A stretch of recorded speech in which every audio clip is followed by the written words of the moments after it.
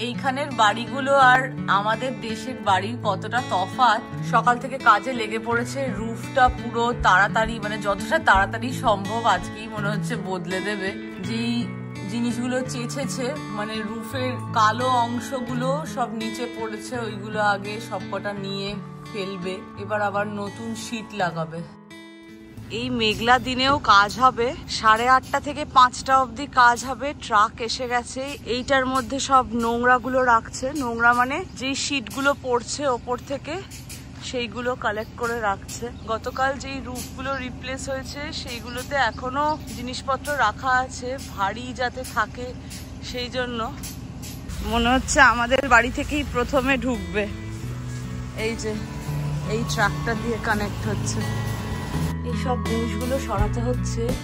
এইখান দিয়ে ওরা আর্টিকে ঢুকবে, এইটা এন্ট্রেন্সটা। কি জ্বালাতন!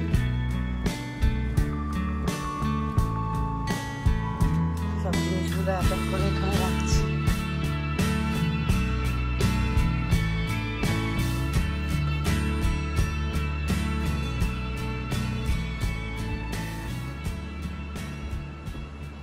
কাজ দ্বিগুণ বেড়ে গেল আমার। একদমই মর্নিংটা আজকে গুড নয়, মানে বাড়ির কাজের সাথে এগুলো এক্সট্রা কাজ, আবার ক্লিনিং করতে হবে।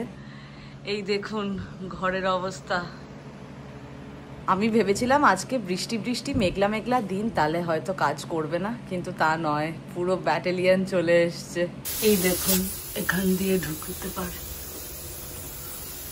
এখান দিয়ে সিলিং দেখা যায়। সোফায় বসে বসে নিজের বাড়ি নোংরা হতে দেখছি, আমার জন্য কত কাজ পড়ে আছে এটাই ভাবছি। সকাল 8:30 থেকে বিকেল 5টা অবধি কাজ চলবে, তারপর এগুলো সব পরিষ্কার করতে হবে। মানে ভেবেই মনটা খারাপ হয়ে যাচ্ছে। কিছু একটা টানেল লাগিয়েছে, ওটা থেকে সব নোংরাগুলো পড়ছে ঘরের মধ্যে।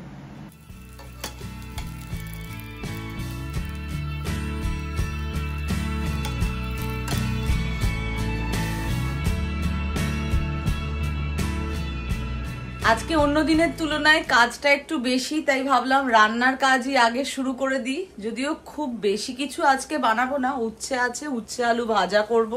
আর কিছু হাঁসের ডিম ছিল, হাঁসের ডিম সেদ্ধ করে নিয়েছি, হাঁসের ডিমের ডালনা বানাবো। অনেকদিন হাঁসের ডিম খাওয়া হয়নি। আর সকালবেলা আজকে এমনি দিন তো অ্যাভোকাডো টোস্ট খাই, আজকে ভাবলাম ডিম পাউরুটি খাই। মানে আজকে ডিম দিয়ে সকাল দুপুর চলবে, রাত্রিবেলা নিরামিষ খেয়ে নেবো। ডিমের ডালনা প্রায় হয়েই এসছে, এইবার একটু শাক বসিয়ে দেব। পালং শাক আছে, বেগুন আলু আর পালং শাক দিয়ে একটা তরকারি মতো বানাবো। তাছাড়া 4টে উচ্ছে শুকিয়ে যাচ্ছে, তো ভাবছি সেই যে একটা গাজর ছিল না, ওই গাজর উচ্ছে আর আলু একটু ভাজা করে নেব। সম্ভব হলে একটু ডালও বানাবো, তবে সেটা এখন বলতে পারছি না, কারণ যারা কাজ করছিল বললো যে বাড়ির কাজ শেষ হয়ে গেছে, তাই এবার বাড়িটা পরিষ্কার করে নেওয়া যাবে। ভেবেছিলাম 5টা অবধি ওয়েট করতে হবে, কিন্তু না, রান্নার পরে একেবারে বাড়িটা পরিষ্কার করে নিয়ে তারপরে স্নান করছি। উষা আসার আগে পরিষ্কারের কাজটা হয়ে গেলে না সুবিধা হয়। ডিমটা তো প্রায় হয়ে এলো, আর 5 মিনিটের মধ্যে নেমে যাবে। ভাবলাম যেই বাসনগুলো পড়েছে সেগুলো একটু মেজে নি। এক এক সময় এই একই কাজ করতে করতে না আর ভালো লাগে না। আজকে সেরকমই একটা দিন, একটু আলসেমিও লাগছে, কিন্তু আজকে হাতে অনেক কাজ আছে, অলস হলে চলবে না।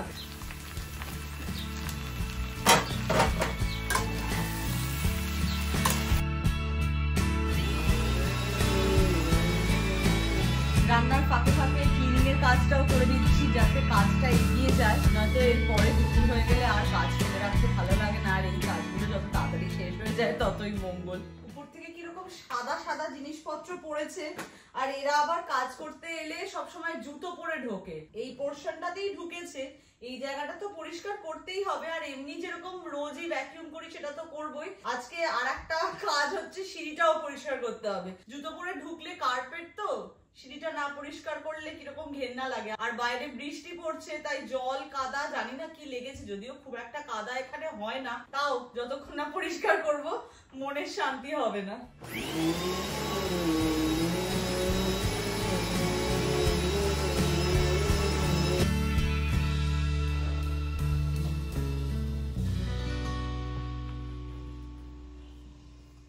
ফাইনালি কাজ থেকে মুক্তি পাওয়া গেছে। এবার ভাত বসিয়ে সিঁড়িটা পরিষ্কার করব। যা ভাত ছিল লেফট ওভার সেটা খেয়ে অরিত্র অফিস চলে গেছে। আমি ঝাঁটাটা দিয়ে সিঁড়ি পরিষ্কার করি। যারা কাজ করতে এসেছিল তারা অবশ্য একটা প্লাস্টিক পেতে নিয়েছিল, আরো অনেক নোংরা বেরিয়েছিল, সেইগুলো ওরা প্লাস্টিকে করে তুলে নিয়ে গেছে। কিন্তু ওই আর কি, যখন ওরা নেয় সাইড থেকে একটু একটু তো পড়ে, আর ওরা কি আর আমাদের মতো পরিষ্কার করে, ওপর ওপর পরিষ্কার করে দিয়ে চলে যায়। আলটিমেটলি নিজের বাড়ি নিজেকেই ঠিক করে পরিষ্কার করতে হয়। এই দুটোতে রুষার যক্ষের ধন থাকে। আগে তো সামার হলেই বাইরে খেলতে বেরোতো, এখন আর অতটা বাইরে খেলতে বেরোয় না। তো এই খেলাগুলো হচ্ছে ওই বাইরে নিয়ে যাওয়ার জন্য। দেখি এই সামারে ছুটি পড়লে এবার এইগুলোকে খালি করে দিতে হবে। ছোটবেলার জিনিসগুলো জমিয়ে রাখতে চায় রুষা, বাচ্চাদের যা হয়, ছোটবেলার জিনিসগুলো ফেলতে চায় না। এই বৃষ্টির দিনেও জোর কদমে শুরু হয়ে গেছে রুফ চেঞ্জ করার কাজ। কি রিস্কি, আমার তো দেখলেই ভয় লাগে, মনে হয় ধূপ করে যদি পড়ে যায়। কাজ করতে করতে গরম লেগে গেছে, বাইরে বেরিয়ে ঠান্ডা ঠান্ডা হাওয়া আর বৃষ্টিটা বেশ ভালো লাগছে। যদিও এটাতেই শরীর খারাপ হয়, সর্দি লেগে যায়। এই স্প্রিং টাইম মানে একে তো অ্যালার্জি, আর তার মধ্যে সর্দি কাশি হয়। আমারও লেগেছিল ভালোই, রুষারও লেগেছিল, মানে তিনজনেরই লেগেছিল, আমার আর রুষার সবচেয়ে বেশি। তাও ঠান্ডা ঠান্ডা বৃষ্টিতে কার না ভালো লাগে, আর বৃষ্টিতে ভিজতে তো আমার বেশ ভালোই লাগে। ইস, স্লাইম আর ওই কি সব চাটচাটে। কি খবর? স্কুলের খবরটা বলো। স্কুলের খবর ভালো, এনজয় ভালোই হয়েছে আজ। আজকে পুরো মন, মাথাটা ঢাকো, মাথাটা ঢাকো। লিঙ্গা লিঙ্গা লিঙ্গা। আজকে পুরো অ্যাটিক দিয়ে লোক ঢুকে পুরো এক্ষুনি সব পরিষ্কার করেছি। এখনো বেডরুমটা একটু একটু ক্লিনিং বাকি আছে। লাঞ্চ করে নিয়ে তারপরে বাকিটা করব। হুসহুস করে দিন কাটছে ঠিকই, তবে অনেকটা কাজই এগিয়ে গেছে। প্রথমে ভেবেছিলাম ডালটা করব না, তাই ডাল সেদ্ধ বসাইনি। ভাবছি অনেকটাই ধনেপাতা টমেটো আছে, মুসুর ডাল বসিয়ে দিই, ধনেপাতা আর টমেটো দিয়ে মুসুর ডাল করে নেব। এদিকে ভাতও প্রায় হয়েই এসছে, উচ্ছে আলু গাজর ভাজাও হয়ে গেছে, ডিমের ডালনাও রেডি। শাক বানাবো কিন্তু এখনো ধুয়ে কাটা হয়নি। বেগুনটা কেটে রেখেছি, আলু কাটতে হবে। রুষা আর আমি চট করে লাঞ্চ করে নিই, তারপরে এই বাকি যে রান্নাটা আছে সেটা করে নেব। আজকে পর প্রচুর কাজ সেরে নিয়েছি। রুষা স্কুল থেকে আসার পর আমরা জামা কাপড়ও কাচতে নিয়ে গেছিলাম, দুজন 2 বালতি জামা কাপড় কেচে নিয়ে যাচ্ছি। কাজ করছি যখন ভাবলাম করেই নি, কালকে তাহলে একটু রেস্ট নেওয়া যাবে। শুকনো লঙ্কা, তেজপাতা, 5 ফোড়ন, অল্প একটু আদা বাটা ছিল আমার কাছে, অ্যাড করে দিচ্ছি। টমেটো গুঁড়ো করে কেটে দিয়েছি। হাই ফ্লেমে এবার ডালটা ফোড়ন দিয়ে দেবো। ডালটা সেদ্ধ হয়ে যাওয়ার পর ধনেপাতা কুচিয়ে ডালে দিয়ে দিয়েছিলাম।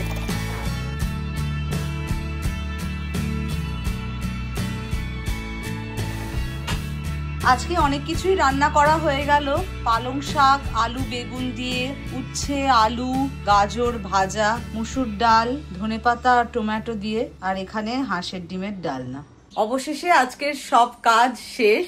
গ্যাসও সুন্দরভাবে পরিষ্কার হয়ে গেছে, বাসন কোসন মেজে নিয়েছি, রাত্রের খাবার দাবারও সবই রেডি। এবার স্নান করে রেস্ট নেব, একটু রুষার সাথে সময় কাটাবো, একটু পড়াশোনা হবে, টিভি দেখা হবে, তারপরে তো খাওয়া দাওয়া করে আবারও ঘুম। কালকে আবার same school office, same routine. জানি না রুফটপ মেইনটেনেন্সের আর কোনো কাজ বাকি কিনা, কালকে আবারও ব্যাটালিয়ন চলে আসবে কিনা বলতে পারছি না। তবে আজকে বেশ কিছু কাজ তো হয়েইছে, যদিও বৃষ্টি পড়েছে বলে হয়তো বেশ কিছুটাই কাজ বাকি আছে, কিন্তু ভেতর দিয়ে মানে অ্যাপার্টমেন্টের ভেতর দিয়ে ওঠার যে কাজটা মনে হয় আজকেই সেরে ফেলেছে। কারণ আজকের ডেটেই আমরা চিঠি পেয়েছিলাম লিজিং অফিস থেকে, 2-3 দিন আগেই আমাদের চিঠি পাঠানো হয়েছিল যেই অ্যাপার্টমেন্ট গুলোতে রুফের কাজ হবে। মেনলি দোতলার অ্যাপার্টমেন্ট গুলোতেই কাজ হয়, কারণ নিচের তলায় তো আর রুফের কোনো ব্যাপার নেই। অনেকের হয় না যে ভোর ভোর অফিসে চলে গেলে নিজেরাই ঢুকে কাজ করে নেয়, সেই জন্যই আগে থেকে অ্যাপার্টমেন্টে যারা থাকে তাদেরকে জানিয়ে দেওয়া হয়। আমরা রেন্টেড অ্যাপার্টমেন্টে থাকি, আপনারা জানেনই, তাই রেন্টেড অ্যাপার্টমেন্টের রুফ রিপেয়ার বা মেইনটেনেন্স এই দুটোই ল্যান্ডলর্ডস বা লিজ যারা দেয় তাদের দায়িত্ব। আমাদেরকে শুধু অ্যাপার্টমেন্টটা সুন্দরভাবে রাখতে হয়, এটাই এটাই আমাদের দায়িত্ব। ভেতরের বা বাইরের কোনো সমস্যা হলে ওদেরকে জানালে ওরা চেষ্টা করে যত তাড়াতাড়ি হোক এসে কাজটা করে দেওয়ার। তবে সবকিছুর যে মেনটেনেন্স হয় সেটা বলবো না, মানে ধরুন যদি বলি বাথটাব চেঞ্জ করে দাও, মাইক্রোওয়েভ চেঞ্জ করে দাও, বা কার্পেটে কিছু পড়েছে তো কার্পেট পুরো ভালোভাবে ওয়াশ করে দিয়ে যাও, সেই সবগুলো করে না। তবে ছোটখাটো মেনটেনেন্সের কোনো সমস্যা বা রুফ থেকে জল পড়ছে, ফুটো হয়েছে বা কোনো রকম সমস্যা হচ্ছে, সেই সব জিনিসগুলো আমাদেরকে ফ্রি অফ কস্ট করে দিয়ে যায়। ফ্রি অফ কস্টও বলবো না, ওগুলো সবই ভাড়ার মধ্যে ইনক্লুডেডই থাকে। যাই হোক, জবে থেকে এই অ্যাপার্টমেন্টে এসছি প্রায় 7 বছর হয়েই গেল। এই অ্যাপার্টমেন্টে রুফের কাজ কোনোদিনই হয়নি, এই প্রথমবারই হলো। আর হলো একদিকে ভালো, ওই ওয়ার্ড্রোবটাতে সবসময় তো আর হাত দেওয়া হয় না, আর হাত দিলেও উপরে উপরে গোছানো হয়। আজকে একদম ডিপ ক্লিনিং হয়ে গেছে, একদম ওয়ার্ড্রোবটা সুন্দর করে গোছানোও হয়ে গেছে। আজকে এই মেঘলা দিনটাও অনেক কাজের মধ্যে দিয়ে কাটিয়ে ফেললাম। আজকের ভিডিওটা তাহলে এখানেই শেষ করছি। আশা করি আজকের ভিডিওটাও আপনাদের ভালো লেগেছে। যদি ভিডিওটা ভালো লেগে থাকে, do like, share, comment and subscribe to Simple Thinking, Simple Living. আবারও দেখা হবে খুব শিগগিরই একটা নতুন ভিডিওতে। ভালো থাকবেন, সুস্থ থাকবেন। Bye bye, good night.